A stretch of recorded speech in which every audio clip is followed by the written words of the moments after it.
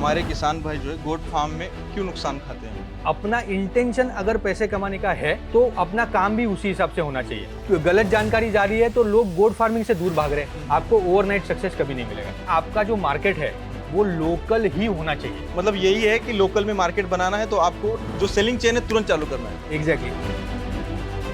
थोड़ा ब्रीड्स बताइए। सबसे फेमस ब्रीड जो अभी इंडिया में है सिरोही। ये दूसरी famous breed bore, African bore. ये जो है ब्लैक एंड व्हाइट है, ये बर्बरी की बकरी है। ये मारवाड़ी फीमेल है। ये एक फीमेल है नागफणी ब्रीड की, ये राजस्थान से ब्रीड आती है। जो नाम दिए गए हैं वो सब एरिया समझ में, कोकण कन्या, उस्मानाबादी, संगमनेरी, सिरोही एक गांव का नाम है, सोजत एक गांव का नाम है। लोग मार्केट में अभी डिमांड ज्यादा किस चीज की? कटिंग की डिमांड है या पालने वाले लोगों की डिमांड ज्यादा है? आपके पास 175 एनिमल्स है तो आपका टर्नओवर लगभग साल का कितना हो जाता है?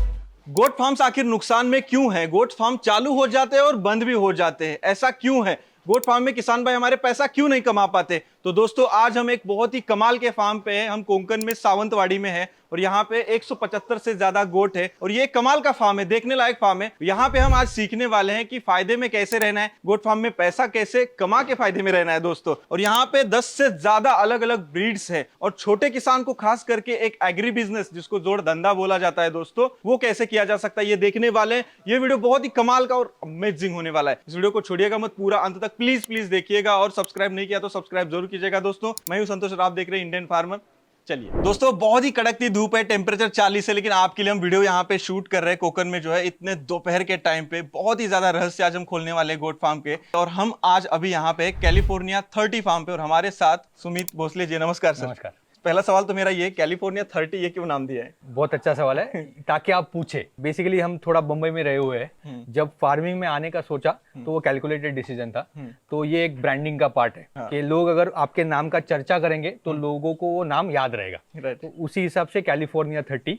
दूसरा एक उसका लिंक है कि यहाँ पे कोंकण बेल्ट को कैलिफोर्निया का जो कोस्टल बेल्ट है उससे मिला जुला समझते हैं, मतलब उसी की तरह है। तो उस जब हमने काम चालू किया था तभी वो कोकण का कैलिफोर्निया वैसे एक कंसेप्ट चल रहा था। कुछ लोगों को उससे गुस्सा भी आता है कि कोकण को क्यों कैलिफोर्निया बोलना है, लेकिन उसी को लेवरेज करने के लिए ताकि लोग उसके नाम की चर्चा करें, इसलिए ये नाम रखा है। बढ़िया है, यानी कि गोट फार्म में अगर आप देख सकते हैं ब्रांडिंग से शुरुआत हो रही है, ऐसा नहीं कि नाम सिंपल से दे दिया। अच्छी, बहुत अच्छी बात है। हम क्या करते हैं अभी, पहले बाहर का स्ट्रक्चर समझते हैं दोस्तों, क्योंकि कोस्टल बेल्ट में जो है अलग तरीके का होता है थोड़ा, और नॉर्मल बेल्ट में कैसा होता है वो भी हम समझने वाले हैं। और जो पहले मैंने क्वेश्चंस किए थे कि नुकसान में किसान क्यों है, वो भी हम देखने वाले हैं। तो पहले आपका स्ट्रक्चर कैसा है वो बताइए। अच्छा, तो हमारा जो स्ट्रक्चर है उसको एलिवेटेड प्लेटफॉर्म बोलते हैं।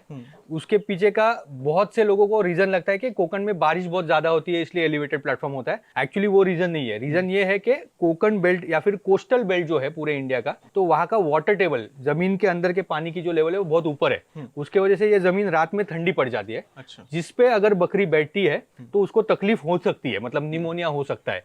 इसलिए अगर आप देखें कहीं भी अगर बकरी जहां पे भी है वहां पे कहीं पे ऊंचे जाके बैठने की कोशिश करती है, तो इसीलिए वो वाटर टेबल ऊपर होने की वजह से आइसोलेशन बन जाता है एक प्रकार का। अभी ये कितना हाइट है? ये ऑलमोस्ट 3.5 to 4 फीट है। ओके। अच्छा, ये जो सिस्टम है अगर आप ट्रेडिशनल फार्मिंग देखेंगे पूरे कोस्टल बेल्ट की, तो ये सिस्टम यूज हो रही है बहुत पहले से। अच्छा। ये कोई नई सिस्टम नहीं है। यहाँ पे हमारे यहाँ पे लोकल लैंग्वेज में इसको साठ बोलते हैं। साठ, यानी कि आपके जो पुराना फार्म था वो भी ऐसा ही था? ऐसा ही था। और उसको मार्च बोलते हैं, या फिर इंग्लिश में देखा जाए तो एलिवेटेड प्लेटफॉर्म है। तो आइसोलेशन हो जाता है तो जमीन से जो कनेक्शन है वो टूट जाता है। और अभी जो फ्लोरिंग है, फ्लोरिंग सीमेंट का नहीं बना सकता क्योंकि सीमेंट भी रात को ठंडा पड़ेगा, ठंडा हो जाएगा। तो उसके लिए यहाँ पे वुड होता है कि जो अगेन ट्रेडिशनल वेज में वुड ही यूज हो रहा है बहुत सालों से। आप अगर पार केरला तक भी जाएंगे तो भी वही यूज हो रहा है। अभी इसमें प्लास्टिक स्लेट्स का ऑप्शन आया है कि वुड के जगह पे लोग प्लास्टिक स्लेट्स यूज करते हैं, लेकिन उसका कॉस्टिंग थोड़ा रिलेटिवली थोड़ा सा ज्यादा आ रहा है। कई जगह पे वुड भी बहुत महंगा है तो वहां पे प्लास्टिक स्लेट्स भी यूज हो रही है। तो वैसा करके इसको आइसोलेट किया जा रहा है और जमीन के ऊपर उनको रखना है।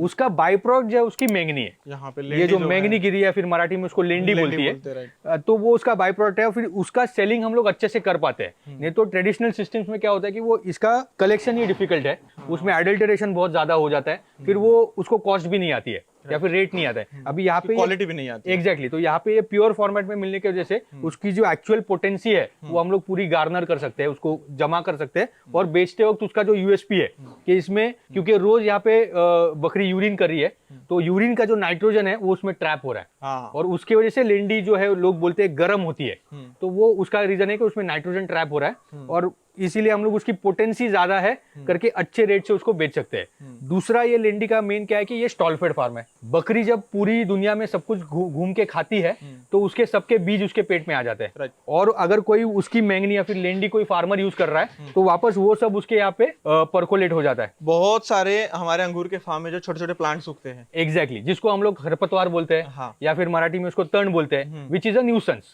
तो वो थोड़ा बहुत लेवल पे इस पे अवॉइड हो जाता है क्योंकि ये बकरी घूम नहीं रही है, यहीं पे जो हम दे रहे हैं वही खा रही है, तो वो खरपतवार का प्रॉब्लम ये लेंडी से नहीं आता है। तो इसके वजह से ये दो तीन पॉइंट बता के हम उसको अच्छे से और सच्चाई में बेच सकते हैं। तो अभी आप जो ये बेच रहे हैं लेंडी को मराठी में जिसको बोलते हैं, तो अभी ये कैसे किलो बिक रहा है? अभी का जो रेट हमारे यहाँ पे है जगह पे 12 रुपीज पर केजी, 12 रुपए ऐसे के ऐसे। इसको जो हम लोग पाउडर करते हैं that goes eight 22 rupees per जो केजी। पॉट्स में इस्तेमाल होता है। पॉट्स में, सिटीज में इस्तेमाल, अर्बन स्पेस में कोई लोग टेरेस गार्डनिंग कर रहे हैं तो वो ऐसी की ऐसी जो लेंडी वो पॉट में पिघलती नहीं है तो उसको पाउडर करके हम लोग देते हैं। और थर्ड फॉर्मेट इसका कंपोस्ट भी करते हैं, that goes eight 17 rupees per KG. ये रिटेल के रेट बता रहा हूँ। अगर कोई क्वांटिटी ले रहा है, अगर कोई डंपर ले रहा है, मतलब 3 टन ले रहा है, 6 टन ले रहा है, तो ऑब्वियसली उसको लेवरेज होता है, डिस्काउंट होता है कॉस्ट के हिसाब से, क्योंकि ज्यादा क्वांटिटी जा रही है। राइट। पहली चीज तो दोस्तों हमने यहाँ पे समझी कि वेस्टेज जो है कैसे आप पैसे कमा सकते हैं। अब मुझे बताइए कि ये फार्म कितने बाय कितने का और यहाँ पे एनिमल कितने हैं? एग्जैक्टली तो अभी ये जो फार्म है वो एग्जैक्टली 31 बाय 150 का है। हाँ। तो उसका पूरा एरिया हो जाता है 4500 स्क्वायर फीट, लेकिन वो पूरा एरिया होगा, अगर जो लिवेबल गोड्स के लिए लिवेबल एरिया जो है वो अप्रोक्सीमेटली 3000 स्क्वायर फीट का है। तो उसमें हम लोग एनीथिंग बिटवीन 150 टू 200, मतलब हम लोग कैलकुलेशन करते हैं 20 स्क्वायर फीट पर एनिमल।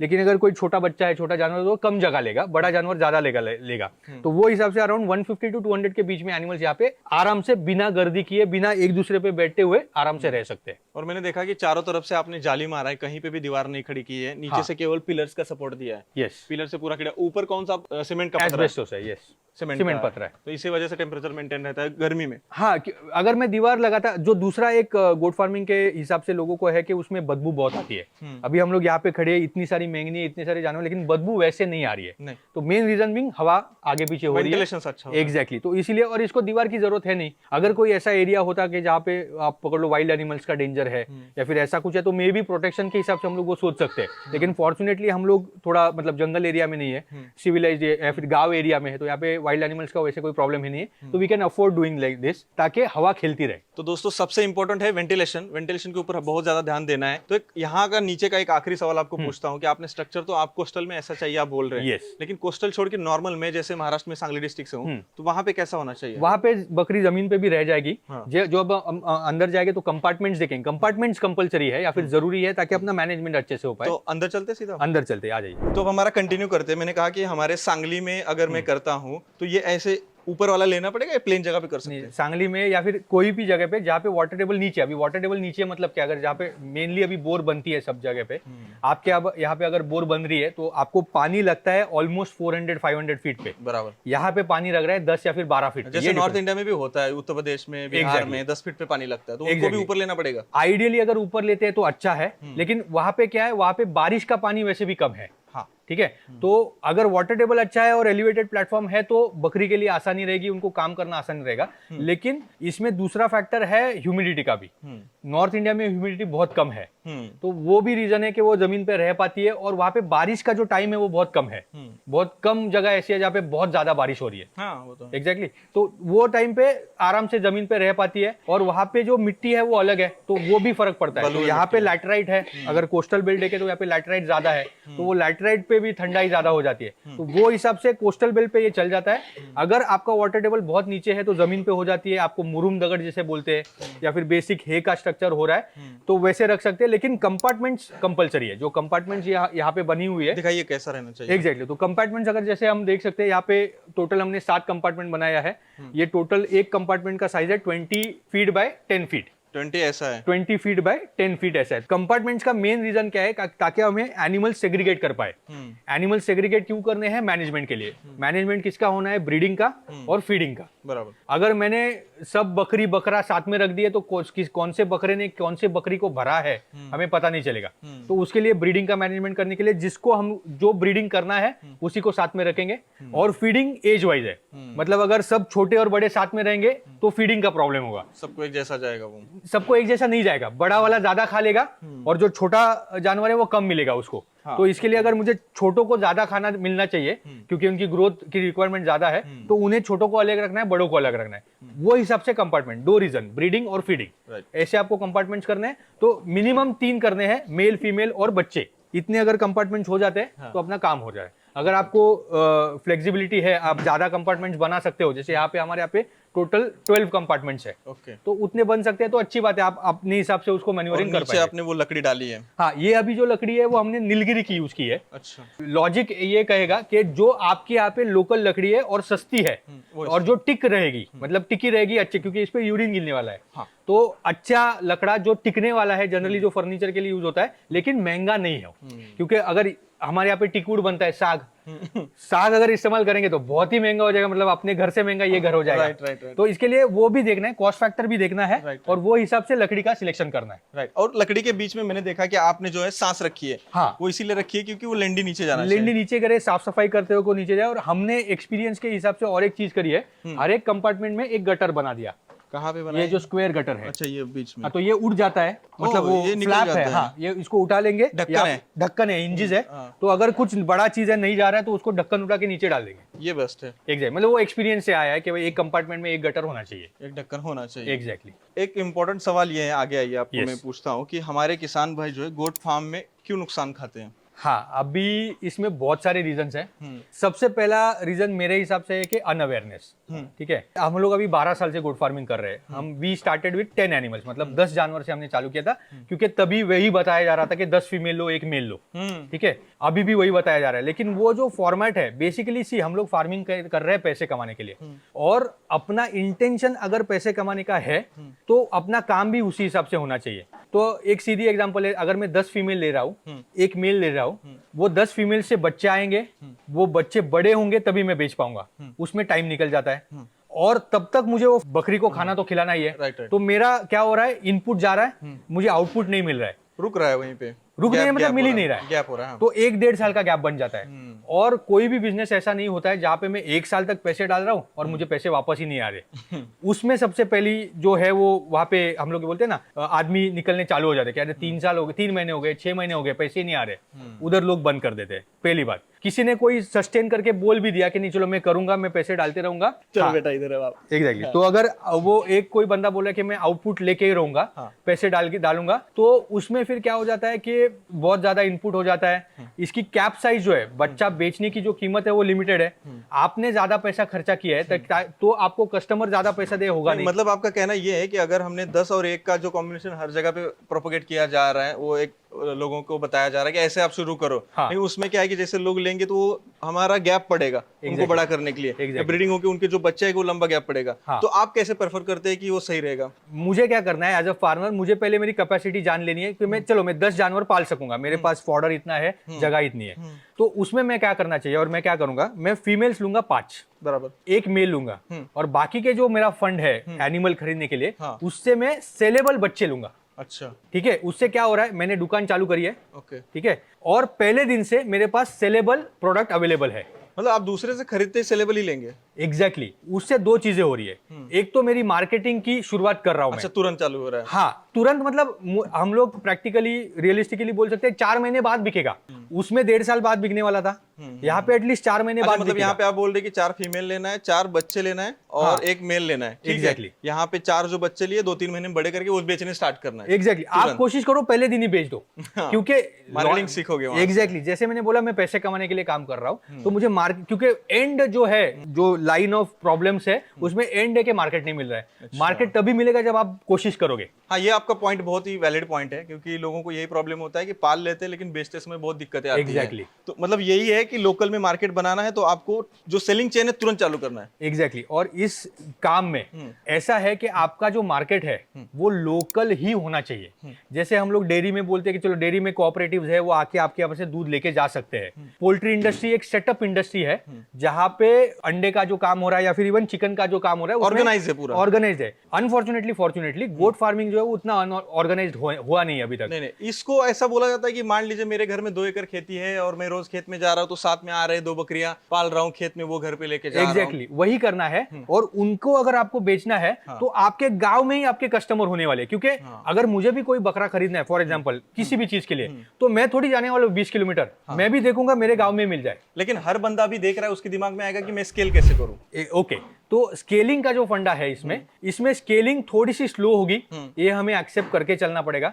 और दूसरा जो है वो स्केलिंग लिमिटेड है। फिर प्राइमरी बिजनेस इसको ना माने, बिल्कुल ना माने, ये फैक्ट है। अगर किसी को प्राइमरी बिजनेस इसको मानना है तो उसको इतना टाइम डेडिकेट करना है और उसको अच्छी तरह से मार्केट करके जो अपना इन्वेंट्री है वो फ्लोइंग इन्वेंट्री रखना है, क्योंकि ये लाइव इन्वेंट्री है। अगर मैं इसमें मेरे पास जो पेरेंट स्टॉक के छोड़ के जो एनिमल्स है उन्हें बेचूं नहीं तो मुझे प्रॉब्लम होगी।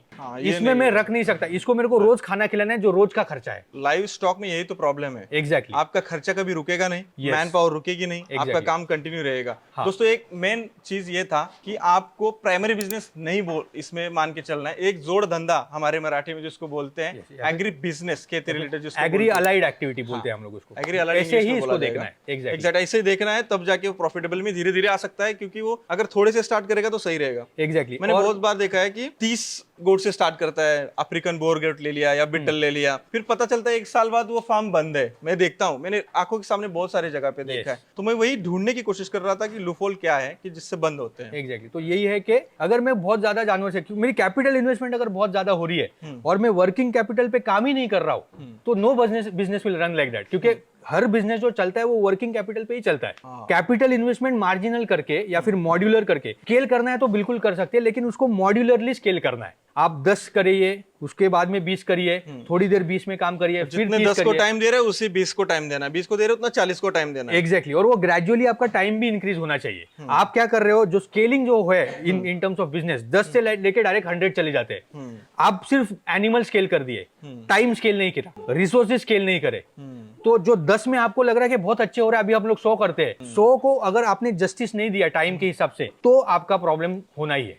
जी, ये बात सही कहा। दोस्तों हमने ये बिजनेस के बारे में समझा, लेकिन अब समझते हैं कि यहाँ पे कितनी ब्रीड है और ये फार्म कैसे चलता है। थोड़ा ब्रीड्स बताइए फटाक से आप। ओके, तो अभी हमारे यहाँ पे गिनने जाए तो ऑलमोस्ट 13 ब्रीड्स है।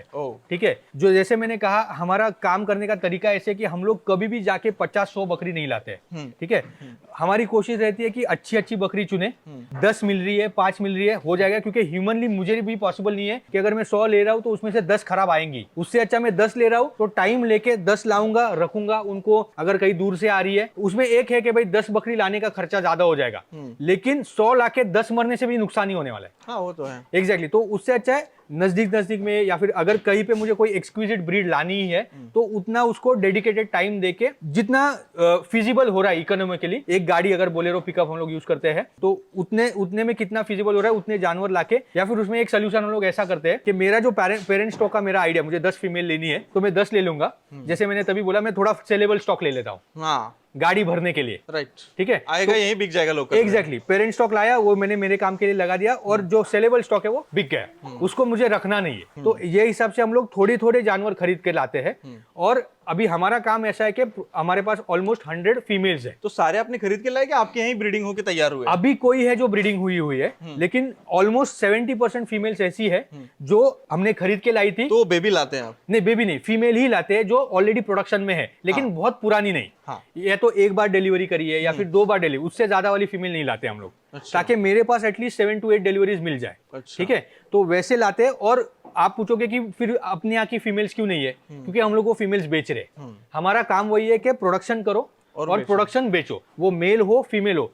लॉजिकली मेल बेचना बहुत इजी है, क्योंकि मेल बच्चा अगर है 2-3 महीने का, वो लोग एकदम आसानी से लेके जा सके, क्योंकि लोगों को मेल ही पालने हैं। ब्रीडिंग के लिए मेल पालने, कटिंग के लिए भी मेल ही, कटिंग के लिए जाते हैं, ब्रीडिंग के लिए जाते हैं, कोई लोग शौक के लिए भी लेके जाते हैं, क्योंकि I am interested in retail sale.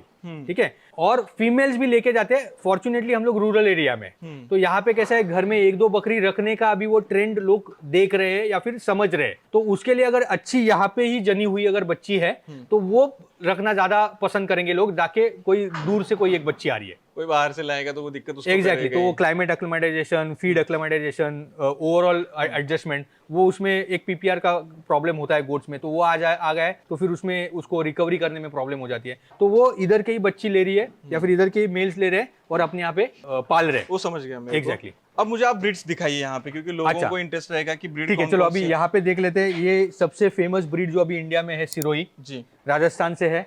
ये दूसरी फेमस ब्रीड बोर, ठीक है, अफ्रीकन बोर गोट। अफ्रीकन बोर गोट है। अब इसमें एक जस्ट क्वेश्चन करता हूँ कि अफ्रीकन बोर गोट बोलते हैं कि जल्दी फास्ट वेट गेन करता है, हाँ तो सारे अफ्रीकन बोर गोट क्यों नहीं है यहाँ पे? हाँ, तो अभी वेट गेन करता है तो आपका फायदा है ना, जल्दी जल्दी बेच सकते बिल्कुल हैं। फायदा है, लेकिन उसका प्रोक्योरमेंट बहुत महंगा है अभी के लिए। अच्छा। अगर मैं सारे के सारे अफ्रीकन गोट फीमेल्स भी और मेल्स भी रखूंगा तो क्योंकि मेरा प्रोक्योरमेंट महंगा हो जाता है, क्योंकि अभी है तो है कि उसका जो बाइंग कॉस्ट है वो महंगा है इंडिया में, ठीक है। तो अगर मेरा प्रोक्योरमेंट महंगा है तो मुझे सेलिंग भी महंगा करना पड़ेगा। एक सीधा लॉजिक बताता हूँ आपको, मैं अगर गाड़ी का शोरूम डाल रहा हूँ, मारुति इंडियन ब्रांड है और मर्सिडीज है, ठीक है।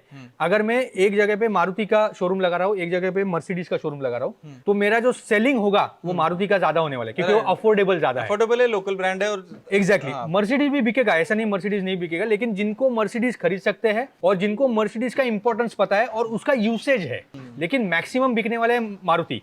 तो हम लोग क्या कर रहे हैं कि ब्रीडिंग कर रहे हैं, ब्रीडर्स करके बोर इस्तेमाल कर रहे हैं। उनके जो बच्चे हैं, जो वेट गेन का आपने कैरेक्टरिस्टिक बोला वो बिल्कुल सही है, बोर में वेट गेन अच्छा है, तो हम लोग एक बोर का मेल यूज कर रहे हैं और लोकल फीमेल यूज कर रही है और क्रॉस ब्रीड कर रहे हैं, और उनके बच्चे जो आ रहे हैं वो रेगुलर लोकल ब्रीडिंग से अच्छे ही आते हैं। 10 में से 8 बच्चे अच्छे आते हैं, 2 बच्चे एवरेज आएंगे। तो अगर मुझे एवरेज से ऊपर मिल रहा है, जो हमारे यहाँ पर एवरेज है ऑलमोस्ट एक बच्चा 20 किलो का होने को 6 से 8 महीने लग जाते हैं, वही अगर बोर से क्रॉस ब्रीड हो, सब नहीं मैं बोल रहा हूँ, लेकिन 10 में से 6 बच्चे एटलीस्ट 4 महीने में 20 किलो हो रहे हैं। अच्छा, तो वो डिफरेंस आ जाता है और उसमें इकोनॉमिक्स बन जाता है। मेरे पास एक बच्चा 6 महीना रह रहा है, एक बच्चा 4 महीने रह रहा है, जिसको मैंने 4 महीने में बेचा 20 किलो बना के, वो मेरे को ज्यादा पैसे कमा के दे रहा है। ठीक है, दैट इज द लॉजिक। ये बात तो है। इसी वजह से मैंने सारे बोर नहीं लेके, लेकिन ब्रीडिंग के लिए बोर इस्तेमाल कर रहे हैं। ये पॉइंट आपका सही है, क्योंकि मैंने देखा कि अफ्रीकन बोर गोट जो है सारे फार्म्स पे दिखती है, लेकिन मार्केट में कटिंग के लिए कहीं नहीं दिखी मुझे अभी। दिखेगी नहीं, क्योंकि प्रोक्योरमेंट बहुत महंगा है। हाँ, उसको ग्रो करना महंगा है और वो 800 रुपए किलो तो कटिंग को बिकेगा नहीं। Exactly. अभी 600 रुपए किलो कटिंग होने के बाद वो बिक रहा है। एग्जैक्टली, अभी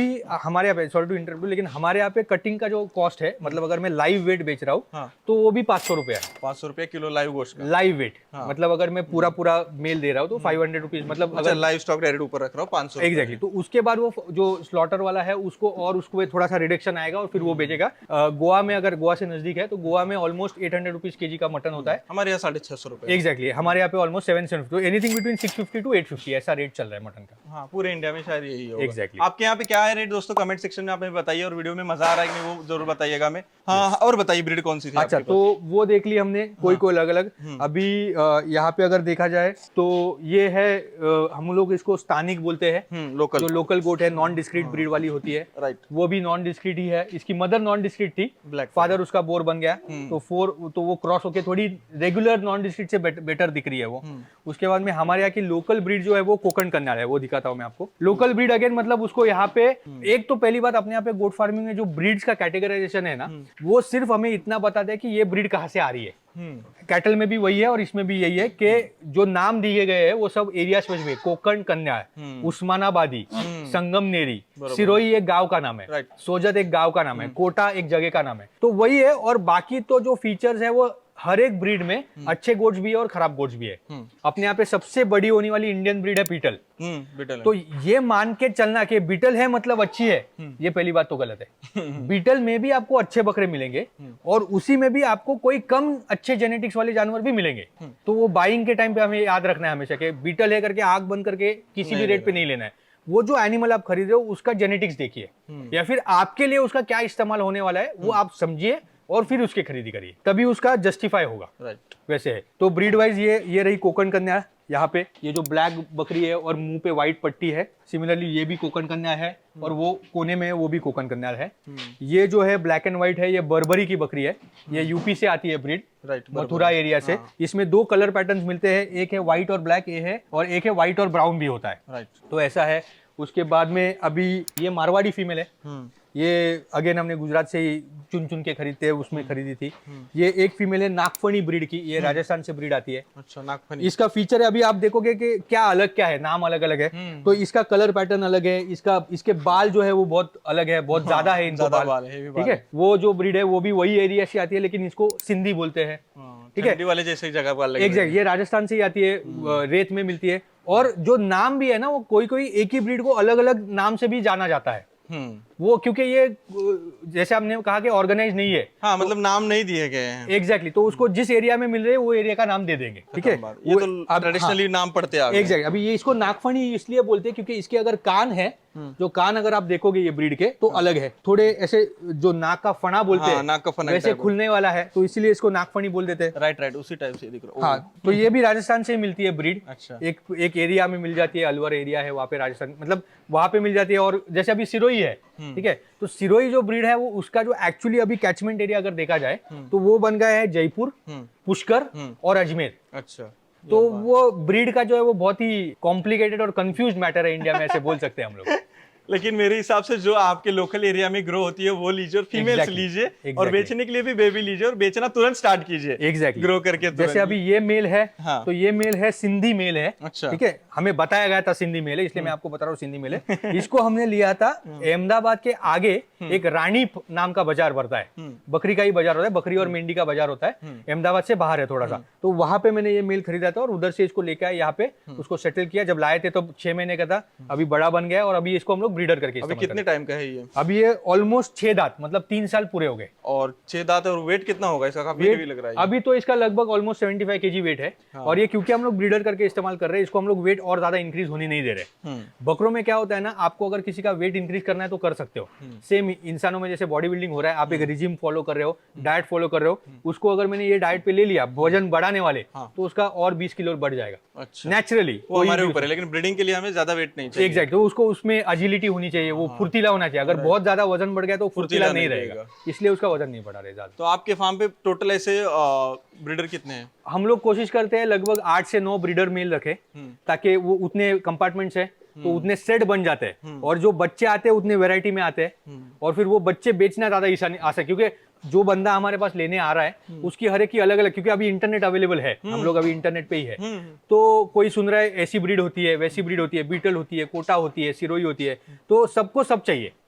सब रखना है तो वो पॉसिबल तो है नहीं, लेकिन जितना ज्यादा रख सकते हैं उतना रख सकते हैं। किसी को लंबे गान चाहिए, किसी को व्हाइट आंख चाहिए, किसी को सींग सिक्का जिसे बोलते हैं वो गोल घुमा हुआ चाहिए, किसी को व्हाइट कलर में ही चाहिए, किसी को गुलाबी स्किन चाहिए। तो ये जो आपको ऐसे मांगने के लिए आते हैं, ये कटिंग के लिए मांगने आते हैं या लोग और पालने के लिए? ये पालने के लिए, जो एक या फिर 2 जानवर पालेंगे, शायद ब्रीडिंग करेंगे अपने यहाँ पे जाके। कटिंग के लिए ये इसमें से किसी भी चीज का मायना नहीं है। कटिंग के लिए सिर्फ एक ही चीज का मायना है, वजन। जो बकरा जा रहा है उसका वजन कितना हो रहा है वही मायना रखता है। तो मार्केट में अभी आपके फार्म की कटिंग के लिए कितने जाते हैं? जो एक्स्ट्रा वजन हो जाते हैं, जो बिकते नहीं, वो फिर मार्केट में जाते हैं। हाँ, तो अभी जैसे मैंने कहा, हमारा मॉडल अभी ऐसा हम लोग कोशिश करें कि प्रोडक्शन करें, ताकि हर बार बाहर से लाना भी थोड़ी वो जाके लाना, फिर एनिमल को सेटल, वो तकलीफ हो जाती है। आपके पास तो हर एक ब्रीड अभी तो हो गई है। एग्जैक्टली, और लगभग 100 बकरी है तो 100 बच्चे तो आएंगे ही आएंगे एक साइकिल में। मतलब एक साइकिल है 2 साल का, ठीक है, तो हर 7 से 8 महीने बच्चे आते हैं। और एक किडिंग, मतलब एक टाइम पे अगर मुझे बच्चे मिले तो हम लोग पकड़ते हैं 50 से 60 बकरों का ही बच्चे मिलेंगे।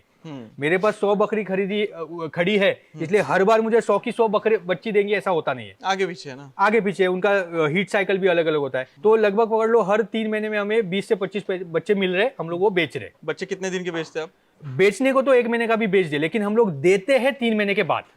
मतलब उसका रीजन उतना ही कि वो बच्चा माँ का दूध पी रहा है, उसका जो बेसिक वैक्सीनेशन का प्रोटोकॉल है वो भी हमें कंप्लीट करना है। तो हम लोग ये रिक्वेस्ट करते हैं, अगर किसी को छोटा बच्चा पसंद आया कि आप इसको बुक करके रख दीजिए, और 3 महीने इसके ये दिन को पूरे हो रहे, उसके बाद आके आप लेके जाइए। तो यहाँ पे मुझे बताइए, आपने इतना क्रॉस ब्रीडिंग कर रहे हैं, तो ये क्रॉस ब्रीडिंग से बाद में बकरे बेचना आसान है या दिक्कत होता है? हाँ, अभी जो आपका जो सवाल है वो आ रहा है जेनेटिक्स के हिसाब से, ठीक है। बेसिक फार्मर लेवल पे हमारा मानना ऐसा है, किसी का और राय हो सकता है, लेकिन बेसिक फार्मर लेवल पे फार्मर जेनेटिक्स से ज्यादा इंटरेस्टेड नहीं है। कोई अगर डेडिकेटेडली ब्रीडिंग का ही काम कर रहा है तो yes, he is interested in वो बना रहा है कोई एग्जैक्टली। लेकिन जो फार्मर है, जिसे को एक बकरा लेना है, उसको 1 साल 1.5 साल रख के बड़ा करके उसको बेचना ही है, तो उसको चाहिए कि मुझे जो बकरा है वो अच्छे से बढ़े। उसके जेनेटिक्स क्या है वो कोई नहीं देख रहा है, क्योंकि वो ब्रीडिंग नहीं करने वाला है उससे। नहीं, वो बड़ा करेगा, बेचेगा, या फीमेल लेके जाएगा, उससे बच्चे निकालेगा, बड़ा करेगा, एग्जैक्टली। और ये फॉर्मेट में क्रॉस ब्रीडिंग से कोई दिक्कत नहीं है। क्योंकि हमारा कोशिश यही है कि अगर हम लोग फॉर एग्जाम्पल बोर ले रहे और जैसे नागफनी बोला, तो नागफनी का फीचर है वो कान और अच्छे से लंबे कान, मस्त में व्हाइट स्किन, और बोर और उसका अगर मैच हो गया तो जो बकरा तैयार हो गया वो उसका कोई गारंटी नहीं कि ऐसे ही होगा, लेकिन उसमें अगर बोर का वेट गेन आ गया और वो नागफनी के कान भी मिल गए तो जब जो बड़ा करने वाला है उसको कुछ यूनिकनेस मिलेगा उसमें, तो वो उसको बेचना ज्यादा आसान है। अच्छा, ये बात है, क्रॉस ब्रीडिंग का ये फायदा है। एग्जैक्टली लेकिन उसमें कोई भी अगर क्लेम कर रहा है नुकसान तो कि नहीं है ये लेके उसको रेसिपी बना के हम लोग उसको ये मिलने वाला है, ऐसा सच नहीं होता है। तो ऐसा कोई दिक्कत नहीं है, मान लीजिए इसमें अलग अलग कलर्स हैं, Exactly. कोई दिक्कत नहीं है। अभी ये बच्चा 1 महीने का है, बिक गया है। हाँ। क्यों? क्योंकि इसका कलर कॉम्बिनेशन बहुत अट्रैक्टिव है, अच्छा, लोगों को पसंद आ रहा है, ये लेके जा इसीलिए बेचा। और इसके कान अलग है। इकोनॉमिक्स देखते हैं इसमें। मान हाँ। लीजिए मैंने आपके यहाँ से 5 मेल लेके गया 3 महीने के, हाँ ठीक है, और मैंने उसको बड़ा किया, Yes. तो आपका जो मैं 1 महीने का या 2 महीने का मेल लेके जाऊंगा, वो आप मुझे कितने रुपए में बेचते हैं या कितने रुपए में खरीदना चाहिए मार्केट से? ठीक है, अभी हम लोग देखते हैं 3 महीने का मेल। हाँ, ठीक ठीक है। है, 1-2 महीने का मेल ना खरीदे क्योंकि वो जो बहुत छोटा है, माँ के दूध पे है, माँ का दूध तोड़ के लोगे तो तकलीफ होती है क्योंकि वो नेचुरल प्रोसेस में नहीं आ रहा है। 3 महीने का पकड़ते हैं। 3 महीने के आगे का आपने बच्चा लाया, अभी उसमें क्या होता है ना कि कौन बढ़ेगा कौन नहीं बढ़ेगा ये परख की चीज है, वो एक्सपीरियंस ही आएगी। ठीक है, एक बेसिक गाइडलाइन हम ऐसा ले सकते हैं कि 3 महीने में अगर उसका वजन कम से कम 15 किलो हो रहा है, मतलब उसका वेट गेन का कैरेक्टरिस्टिक्स अच्छा है। जो एवरेज 1 साल में 20 किलो 25 किलो बन रहा है, वो अगर 3 महीने में ही 15 किलो बन रहा है, मतलब वो उसका वेट गेन अच्छा है। ऐसे बच्चे खरीदने हैं। हमें सस्ते में मिल रहे हैं इसलिए 3 महीने का है लेकिन 7-8 किलो का है, मत खरीदिए ना। मान लीजिए मैंने आपसे 3 महीने का 15 किलो का बच्चा मैं लेके गया, हाँ। ठीक है, 15 किलो का, और मैंने मेरे फार्म पे रखा, उसको ग्रो किया, हाँ। कितना, और 6 महीना किया, कितना महीना और मुझे करना पड़ेगा? हाँ, अभी उसमें भी क्या है, आप किस लिए बड़ा कर रहे हो? अच्छा, ठीक है, क्योंकि गोट फार्म में बकरी ईद एक बहुत बड़ा कंसेप्ट है, एक बहुत बड़ा मार्केट एवेन्यू है। ठीक है, अगर आप बकरी ईद के लिए बच्चे खरीद के बड़े कर रहे हो तो आपको 1 साल से पहले बेच नहीं पाओगे क्योंकि उसको कंपलसरी 1 साल रखना है। मतलब मुझे ये जानता हूँ कि आगे बकरी ईद आने वाली है, तो मैं हाँ, बच्चे वैसा जमा कर planning लिया कर मैंने मार्केट से, Yes. मेल, हाँ। और उनको मैं 1 साल तक रखा मेरे फार्म पे। पहले 3 महीना का है, फिर उसके बाद 9 महीना रखा मैंने, कम से कम 9 महीने रखा, 12 महीना हो गया। हाँ। तो वेट वो 15 किलो का कितना हो जाएगा उसका वजन? अगर उसका आपने अच्छे से केयर किया, एवरेज निकालते अगर वो 3 महीने में 15 किलो का था, मतलब पर मंथ 5 kg, आगे चल के वो वेट गेन कम होगा। नहीं तो कैलकुलेशन करोगे पर मंथ 5 kg मतलब 60 kg, ऐसे नहीं होगा। एक आध बकरा चला भी जाए, ठीक है, लेकिन अगर रियलिस्टिकली देखा जाए तो 1 साल में वो 45 से 50 kg आराम से हमारे जैसा ना, बच्चे होते तो छोटे रहते, वेट गेन अच्छा दिखता है, आगे चल के 25 साल तक बढ़ता है फिर रुक जाता है। एग्जैक्टली ये तो 2 साल तक बढ़ने वाले हैं फिर भी, लेकिन उसका जो वेट गेन का रेशियो है वो भी कम होने वाला है। मतलब जब छोटे से बड़ा हो रहा है तब एकदम तेजी से बड़ा हो जाएगा, एक लेवल पे आ जाएगा अराउंड 35-40 kg, तो वो बढ़ने का जो स्पीड है वो थोड़ा कम होते जाएगा वापस। तो मैंने देखा है हमारे यहाँ महाराष्ट्र में लोकल मार्केट में 40 किलो का जो बकरा है कोई खरीदता नहीं है। एग्जैक्टली तो क्या करेंगे उसका? हाँ, तो ये था हमारा ईद का जो काम है। ठीक है, अच्छा, ये ईद का काम अलग था। हाँ, तो ईद पे ये 40 किलो का बिकता है? ईद पे तो 80 किलो का भी बिक जाएगा, 100 किलो का भी बिक जाएगा, क्योंकि ईद के लिए वही है कि उनको बड़े बड़े बकरे चाहिए। अच्छा, वो जितना अच्छा दिखने वाला है, जैसे आपने यहाँ पे रखा। हाँ, जैसे ये है, ये एवरेज 40 kg के, तो ये जाएंगे। अच्छा। जो आप बोल रहे हो वो है 20-25 kg का मार्केट। अच्छा, तो मैंने 15 किलो के लाए और 25 किलो की किए। 20 या फिर 25, आपको 10 टाइम किलो नहीं बढ़ाया, देखना है। 10 किलो बढ़ाया। आपको टाइम नहीं देखना है। हाँ। आपकी कोशिश होनी चाहिए एज अ फार्मर, उसको जल्दी से जल्दी उतना लाए, क्योंकि आप अगर बोलोगे मुझे 3 महीना रखना है, अगर 3 महीने से पहले वो 20 किलो हो गया, उसका ओवर मतलब सेलेबल वेट से ऊपर चला गया, तो उसको बेचने में दिक्कत आने वाली है। मतलब एक तो है ईद का लिए रखा 1 साल, Yes. फिर मान लीजिए मैंने 3-4-5 महीना रखा और 25 किलो का हो गया, वो लोकल मार्केट में बेच दिया।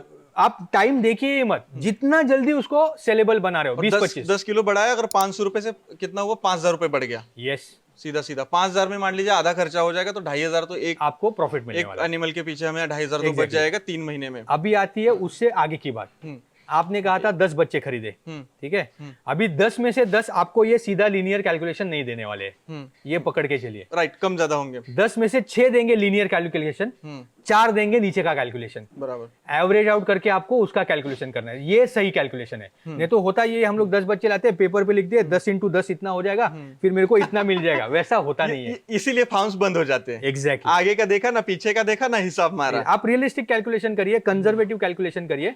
और इसमें जो, अगर आप बिजनेस की बात करते हैं, हम बिजनेस में एक टर्म होता है रोलिंग।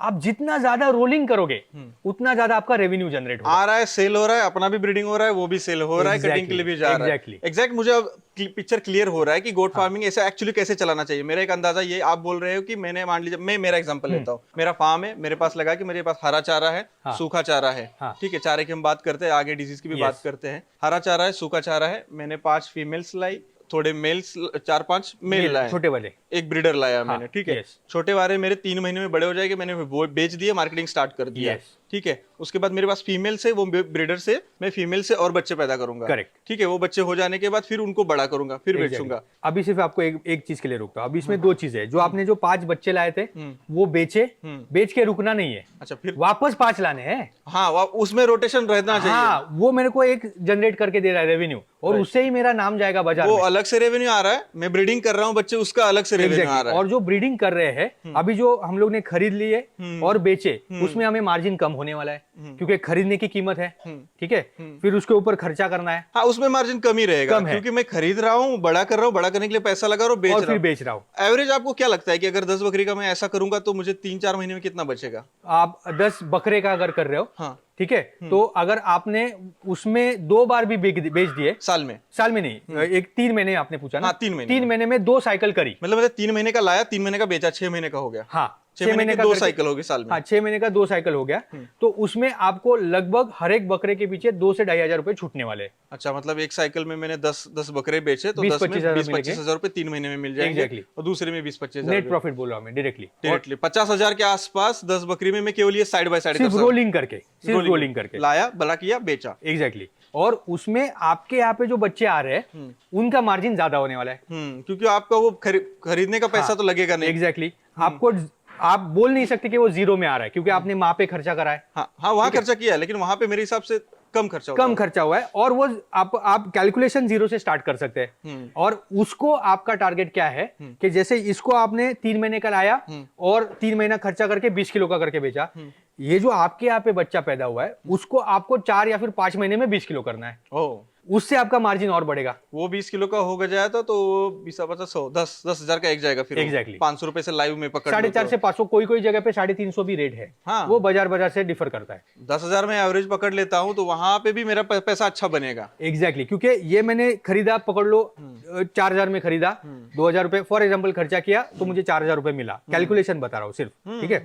ये मेरे को 0 में आया, मैंने 0 से 20 के लाने के लिए उसके ऊपर टोटल यहाँ पे जो 6 हुआ था, यहाँ पे मेरा 4,000 खर्चा हुआ है, तो मेरा मार्जिन वहां पे बढ़ गया। यहाँ पे पैसा ज्यादा मिलेगा क्योंकि खुद के फार्म पे वो आया है, अपना प्रोडक्शन अपना है। exactly. तो वहां पे हमें कम से कम 30% खर्चा मार लीजिए, हाँ, 7,000 तो बचेगा। एग्जैक्टली, पर 7 नहीं, हम लोग बोलेंगे 6,000 बचेगा। 6,000 पर एनिमल 6,000 अगर पकड़ लेंगे, 10 एनिमल का हम 2 बार साल में करते हैं तो वहां पे भी 60 1,20,000 हमें बच जाएगा लगभग। लेकिन ये कैलकुलेशन जो है ना, आप ऐसा कभी नहीं बोल पाएंगे या फिर बोल नहीं सकते। वो अपना एरिया, अपना घास, अपना लेबर। हाँ, और जो रोलिंग है ना, वो जितना ज्यादा करोगे उतना बिजनेस अच्छा चलेगा। तो दोस्तों, ये एक बहुत इंपॉर्टेंट चीज थी। हम क्या करते हैं, पोल्ट्री फार्मिंग करते हैं, उसमें 45 दिन का रोलिंग रहता है हमारा। 45 दिन में तैयार कॉन्ट्रैक्ट फार्मिंग होता है हमारा, वो कंपनी आके लेके जाती है। लेकिन यहाँ पे कोई कॉन्ट्रैक्ट नहीं है आपका, कोई नहीं। यहाँ पे आपको खुद मार्केट बनाना है, खुद ब्रीडिंग करना है, खुद उस पर सीखना है और उसके बाद हमें बेचने जाना है। तो इतना सारा होलसम हम यहाँ पे मार्केटिंग का सीख रहे हैं। आप वीडियो को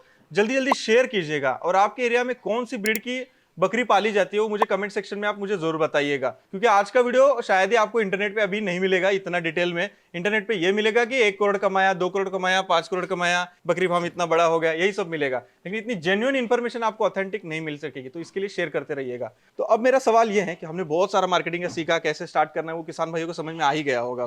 अब बताने की जरूरत ही नहीं कि 10 मेल लाओ 1 फीमेल रखो, वो अपने हिसाब से देख लेंगे। अब ये देखते हैं कि इसको फटाक से डिजीज क्या आता है और क्या ध्यान देना है। अच्छा, ठीक है, तो ये एकदम आसान है। सबसे पहली बात तो हमें डिजीज आने के बाद का सोचना नहीं है, डिजीज ना होवे इसके लिए काम करना है। इसको बोलते हैं टोटल प्रिवेंटिव मेजर्स, पुराना कंसेप्ट है बिजनेस में का। तो ना होने के लिए क्या करें, आपका फीडिंग अच्छा होना चाहिए, चारा जो दे रहे हो अच्छा दो, पेट भर दो, आपके यहाँ पे साफ सफाई होनी चाहिए। ये 2 चीजें अगर आप कर रहे हो तो 90% प्रॉब्लम सॉल्व है। 10% जो बच रहा है वैक्सीनेशन से बचता है। इनमें जो बेसिक डिजीजेज है वो है वैक्सीनेशन वाली जो होती है वो पीपीआर होती है, जिसे गोट प्लेग भी बोलते हैं। उसमें बहुत बड़ा निमोनिया हो जाता है, डायरिया हो जाता है, मुंह में छाले हो जाते हैं और जानवर कुछ खा नहीं पाता है। निमोनिया मतलब 107 108 तक टेम्परेचर चला जाता है। इनका नॉर्मल टेम्परेचर है 102 से लेके 103 के बीच में, 5 डिग्री बढ़ जाता है, बहुत बड़ा निमोनिया होता है। उसके वजह से जानवर मतलब बोलते हैं मर जाता है, ठीक है। तो वैक्सीनेशन करना है तो 3 चीजें हैं, खाना अच्छा दो, मतलब पेड़ भर दो, साफ पानी दो, आजू बाजू में जितना सूखा रख पाते हो। बहुत सी जगह हमने देखा है कि शेड साफ करने के लिए पानी इस्तेमाल कर रहे हैं, गलत चीज है। अगेन क्योंकि हमें उन्हें रखना ही सूखा है। हाँ, पानी इस्तेमाल करोगे तो स्मेल भी आएगी और उनको भी दिक्कत होगी। यहाँ पे स्मेल बहुत कम है क्योंकि नीचे जा रहा है सीधा नीचे जा रहा है और पानी कम से कम इस्तेमाल कर रहे हैं धोने के लिए। फॉर्चुनेटली जैसे गाय का गोबर गीला होता है, इनकी लेंडी गीली नहीं है, तो वो सूखा जितना रहेगा उतना अच्छा है। और वैक्सीनेशन करना है, ये 3 चीजें करनी है। उसके बाद भी क्या होता है कि जैसे जैसे हम लोग मतलब ऋतु चेंज होता है, मतलब समर से ठंडी हाँ, हमारे यहाँ पे ऐसा है कि हम लोग ठंडी से समर्स में जाते हैं, ठीक है, समर से बारिश में समर से बारिश में जाते हैं, बारिश से वापस 1 महीने के लिए बहुत बड़ी गर्मी में जाते हैं, अक्टूबर हीट जिसे बोलते हैं, उसके बाद वापस ठंडी में जाते हैं। तो जिस जिस पॉइंट पे ये क्लाइमेट चेंज हो रहा है, वो एक आप पकड़ लो 7 से 15 दिन का जो समय है जहां पे इंसान भी तभी बीमार पड़ते हैं, वायरल इन्फेक्शन की वजह से। एग्जैक्टली, तो इनको भी पॉसिबिलिटी के तभी तकलीफ होगी, तो तभी सिर्फ इनके ऊपर ध्यान रखना है। और अगर आपको लग रहा है कि कोई जानवर सिम्टम्स दिखा रहा है, या फिर उसको खाना नहीं खा रहा है, या फिर उसको सर्दी दिख रही है, या फिर दस्त लग रही है, इमीडिएटली दवाई करिए, जानवर ठीक हो जाएगा। तो यहाँ पे पानी का सिस्टम कैसे किया है इनको? हाँ, पानी का सिस्टम बहुत इजी है। हर एक कंपार्टमेंट में एक नल लगा हुआ है, जो बकेट लगा है, उसमें बकेट लगा हुआ है, और उधर हमारी 2 बड़ी टांकी है, तो उसमें से पानी आता है। हम लोग दिन में लगभग अभी तो गर्मी चल रही है बहुत ज्यादा, तो ऑलमोस्ट 4 बार पानी रिफिल कर देते हैं। बारिश के टाइम पे, ठंडी के टाइम पे मे बी 2 टाइम में रिफिल हो जाता है। तो ठीक है। वैसे तो इन्हें दिन भर में चारा क्या खिलाते हैं और कैसे खिलाते हैं? अभी ये इनकी चारे की सिस्टम में आप देख रहे हैं, जानवर बीच में खड़े, पीछे पानी है, आगे खाना है। और ये फीडर हमने यूज करे हैं, ये इसीलिए यूज करे हैं ताकि ये क्लीनिंग के लिए आसान है। ये रिमूवेबल है पूरी तरीके से। ये आपने बना के लिए मिलते हैं ऐसे? ये मिलते हैं, आसानी से मिल जाते हैं। अभी बहुत सी फैक्ट्रीज है जो बनाती है ऐसे वाले फीडर। बहुत ही बढ़िया है ये। इसको 4x1 का साइज है, 3x1 का साइज भी आता है। वहाँ पे एक 2x1 वाला है, लेकिन वो हमारे सिस्टम में नहीं बैठ रहा है, कि वो एक्चुअली जिनके पास एक ही बकरा है तो वो वाला फीडर रख सकते हैं घर में, उसको हुक करके लगा देंगे। ये इंटरेस्टिंग लगा मुझे, क्योंकि ये धोने में आसान है, साफ सफाई रखने में एग्जैक्टली, आसान है। क्लीनिंग है, क्योंकि कभी कभी जो बच्चे हैं वो कभी कभी ऊपर चले जाते हैं, कभी कभी पेशाब कर देते हैं, तो उसको क्लीन करना जरूरी है। बाहर ले जाके साफ कर सकते हैं। हाँ, उसको धो लेते हैं और सुखा दिया धूप में तो हो जाता है। अभी फीडिंग हमारे यहाँ पे 4 टाइम होती है, सुबह 9 बजे, फिर 11 बजे, फिर 1 बजे और शाम को 4 बजे। अच्छा। उसमें हरा चारा और सूखा चारा है, उसका टाइमिंग जो है मतलब सीक्वेंस वो आगे पीछे हो सकता है। जैसे हम लोग फॉलो करते हैं कि ठंडी का अगर टाइम है तो उसमें हमने सूखा चारा दोपहर के बाद देते हैं, ताकि वो हरा सूखा चारा खा के पेट में गर्मी बनी रहे जुगाली करते वक्त, ठीक है। और गर्मी का सीजन है तो उसमें हम लोग सूखा चारा सुबह दे देते हैं और शाम को हरा चारा देते हैं, क्योंकि सूखा चारा है, गर्मी हो रही है लेकिन भूख लगी है, तो सूखे चारे में क्या देते हैं? हाँ, तो सुबह सूखे चारे में हमारे यहाँ पे लोकल में हमारे यहाँ पे बनता है कुलित, जिसको हम लोग हॉर्स ग्राम कहते हैं, ठीक है। उसके बाद में उड़ीद बनता है हमारे यहाँ पे, उसके बाद में हमारे पे ग्राउंडनट बनता है, उसके बाद हमारे यहाँ पे रागी बनता है। तो इसका जो स्ट्रॉस बचता है हार्वेस्टिंग के बाद, वो सब हम लोग सूखा चारा करके इस्तेमाल करते हैं। जैसे कोई सोयाबीन का करता है, चने का एग्जैक्टली, करता है। अभी दूसरे जगह पे हम लोग सोयाबीन, हरभरा मतलब चना, और तुअर मतलब अरहर, उसका हम लोग कॉन्टिजेंसी के लिए स्टॉक करके रखते हैं, क्योंकि हमारे यहाँ पे क्या है ना, धान की खेती सबसे ज्यादा होती है और ये जो पल्सिस की खेती है वो बहुत कम होती है, तो हमारे यहाँ पे उतनी क्वांटिटी मिलती नहीं जितनी हमें चाहिए। तो इसकी वजह से हम लोग तूर वोर बाहर से मंगा के स्टॉक करके रख देते हैं। ये सूखा चारा जाता है। हरे चारे में हम लोग पेरेनियल फॉडर करते हैं, नेपियर है अलग अलग टाइप वो का, बाहर लगा है मैंने। एग्जैक्टली। उसके बाद में मेज हो जाता है, और हम लोग फॉलिएज भी इस्तेमाल करते हैं। फॉलिएज मतलब झाड़ पत्ती, और ज्यादा करके कटहल। कटहल की झाड़ पत्ती खाते हैं ये? सबसे बेस्ट है हमारे हिसाब से। मेन रीजन भी हमारे यहाँ पे लोकल है। कटहल का पेड़ बड़ा करने के लिए हमें मेहनत नहीं है, लोकल पेड़ है, आराम से बड़ा हो जाता है। पत्ती भी बहुत मिलती है। पत्ती बहुत मिलती है, पत्ती डेंस होती है। जनरली हमने देखा है कि ये जो है ना, वो टेंडर लीव ज्यादा खाएंगे दूसरे पेड़ होगा तो। वैसे तो हर एक पत्ते का टेंडर लीव्स खा लेते हैं बकरी, लेकिन सिर्फ कटहल का हमने ऐसा देखा है कि टेंडर नहीं है, बहुत पुराने पत्ते हैं, पेड़ ट्रिम करके 4 दिन पत्ते सूखे हुए हैं, फिर भी बकरी खा लेती है। पसंद है, बहुत ज्यादा पसंद है। उसमें प्रोटीन कंटेंट बहुत अच्छा है। कितना है वो नहीं बोलूंगा, क्योंकि हर एक जगह पे अलग अलग होगा, लेकिन प्रोटीन कंटेंट अच्छा है, फाइबर अच्छा है, वाटर लेवल जो है वो अच्छा मिल जाता है, तो इसके लिए, और डेंसिटी बहुत अच्छी है, और हमारे यहाँ पे लोकल है। तो बेसिकली चारे का जब कोई भी पूरे इंडिया में कहीं पे भी आप अगर मैनेजमेंट कर रहे हो, तो सबसे पहले लोकल चीज इस्तेमाल करो। आपके यहाँ पे जो लोकल मिले, क्योंकि वो सस्ता मिलेगा। क्योंकि फॉडर पे अगर आपके कैलकुलेशन के बाहर से आप खर्चा कर रहे हो तो फिर वापस दिक्कत होगी। वही मेरा क्वेश्चन था कि सबसे खर्चा बचाना कहाँ पे गोट फार्म में, क्योंकि खर्चा लोग ज्यादा करते हैं और 50 लाख का शेड तैयार कर देते हैं। एग्जैक्टली। पैसा कब निकलेगा, तो वो बताइए थोड़ा, पैसा बचाना कहाँ पे? अभी हमारे इसमें प्रायोरिटी वाइज चारा, शेड और फिर एनिमल्स, ठीक है। सबसे ज्यादा आपका खर्चा हो रहा है चारे पे, और उसी पे करना चाहिए, क्योंकि वही मेन है। आप सादा जानवर लाके उसको अच्छे से खाना खिला के बहुत बढ़िया बना सकते हो, लेकिन आप बहुत बढ़िया जानवर लेके आए और उसको चारा ही नहीं खिलाया तो वो कचरा बन जाएगा। तो इसके लिए चारे पे खर्चा करना है और उसी पे खर्चा बचाना भी है। आप अगर हरा चारा खुद से बना पा रहे हो तो बनाओ, तो उसमें सबसे कम लागत लगेगी, क्वांटिटी बन पाएगी। ठीक है, सूखा चारा आपको खरीदना पड़ रहा है तो लोकल में सबसे ज्यादा खरीदिए, दूर से अगर आ रहा है तो ट्रांसपोर्ट कॉस्ट बढ़ती है। मतलब पैसा आपको चारे में ज्यादा से ज्यादा बचाना है। और शेड में कैसे पैसा बचाना है? हाँ, शेड में अभी थोड़ा सा वो सब्जेक्टिव हो जाता है। जैसे मैंने बोला, हमारे यहाँ पे ये जो एलिवेटेड प्लेटफॉर्म है वो कंपलसरी है, तो उसमें थोड़ा और जगहों से ज्यादा खर्चा होने ही वाला है। कोस्टल में होगा। हाँ, हमारे लिए तो नहीं है। लेकिन उसमें भी क्या होता है ना, लोग क्या बोलते हैं कि हाँ हम लोग 100 का करने वाले हैं, स्टार्ट 10 से करेंगे, लेकिन पहले ही हम लोग 100 का शेड बना के रख देते हैं। ये सबका प्रॉब्लम है, वो गलत है। 300 का 200 का देखा है मैंने। एग्जैक्टली, उसकी जरूरत नहीं है। जितने जानवर रखने हैं, स्टार्ट करने हैं, उसी से करिए। और फॉर्चुनेटली अगर एलिवेटेड प्लेटफॉर्म आप बना रहे हो तो आपको मॉड्यूलर शेड्स बनाने की लिबर्टी मिल जाती है। आप एक छोटा मॉड्यूल बनाइए और वही मॉड्यूल आगे चल के जब आप बढ़ाना है तो आप रेप्लिकेट करिए। राइट, वो ज्यादा आसान होता है और मतलब छोटे मॉडल पे स्टडी भी हो जाएगा। एग्जैक्टली, पैसा भी कम लगेगा और रिफ्लेक्ट कर सकते हैं। एग्जैक्टली, तो शेड में वैसे बचा सकते हो। और जैसे मैंने कहा कि शेड में सबसे कम खर्चा करिए, जितना बचा सकते हो सबसे ज्यादा वो शेड में बचाइए। क्योंकि ये बहुत लोगों का मानना है कि जानवर रख रहे हैं तो उनको पंखा लगाना है, उनको एसी लगाना है, उनको ये चाहिए, उनको वो चाहिए। इनको कुछ नहीं चाहिए, इनको सिर्फ साफ सुथरी जगह चाहिए और खिलती हुई हवा चाहिए। हाँ, यहाँ पे हवा तो अच्छी चल रही है। ये दो अभी देखिए ना, कोई सब आराम से बैठे खाए हुए, हम लोग इसे बोलते हैं स्ट्रेस फ्री एनवायरनमेंट। बहुत बढ़िया है। डेयरी में भी, पोल्ट्री में भी और गोट्री में भी जितना स्ट्रेस फ्री रखोगे, और जानवर को स्ट्रेस जो आता है ना, वो इनकन्वीनियंस से स्ट्रेस आता है हमेशा। उसको क्या, जो चीज चाहिए, खाना चाहिए जगह पे मिल रहा है, पानी चाहिए तब मिल रहा है, और साफ सुथरी जगह मिल रही है, जानवर स्ट्रेस फ्री रहने वाला है। इतना सब दीजिए और जितना कम खर्चा कर सकते हैं उतना कम खर्चा करिए। आपके पास 175 एनिमल्स है तो आपका टर्नओवर लगभग साल का कितना हो जाता है? हाँ, तो अभी ये बहुत अच्छा सवाल आपने पूछा। जब हम कह रहे हैं हमारे पास 175 एनिमल है, उसमें से जो बेसिक पेरेंट स्टॉक है वो 100 एनिमल्स का है। अभी के लिए 75 सेलेबल एनिमल्स है। वो 100 जो पेरेंट स्टॉक है वो तो हम बेचने नहीं वाले हैं। उससे ब्रीडिंग कर रहे हैं आप? उससे ब्रीडिंग कर रहे हैं, बच्चे पैदा कर रहे हैं। हाँ, बच्चे हम लोग लगभग साल भर में 150 से लेके 200 के बीच में हम लोग के बच्चे बिक जाते हैं। ऑन एन एवरेज हमारे एक अगर कॉस्ट देखा जाए तो 8000 to 9000 पर किड आता है। मतलब यहाँ पे 200 बेचे, हाँ, इंटू 8000। नहीं, मैं बोलूंगा 150 ही पकड़िए। 150 ऊपर पकड़ का क्यों लेता पकड़ना हूँ। है? हाँ, 150 पकड़ लेता हूँ यहाँ पे और 8000 एवरेज पकड़ लेता हूँ, तो यहाँ पे हो जाएगा लगभग 12 लाख के आसपास। 12 लाख रुपए। और खर्चा जो हो रहा है ये सभी के इस पे ऑन एन एवरेज लेबर और फीड पकड़ के मंथली का जो है हमारा ऑलमोस्ट 80,000 तक चला जाता है। 80,000। यस, 80,000 हम पकड़ते हैं इंटू 12 तो आपका 9,60,000 रुपए खर्चा आ रहा है। 12 लाख अपना नेट प्रॉफिट है। ये मतलब बच्चे बेच के आ रहा है, और लगभग 2.5 लाख रुपए में नेट प्रॉफिट बच रहा है सिर्फ जानवर का।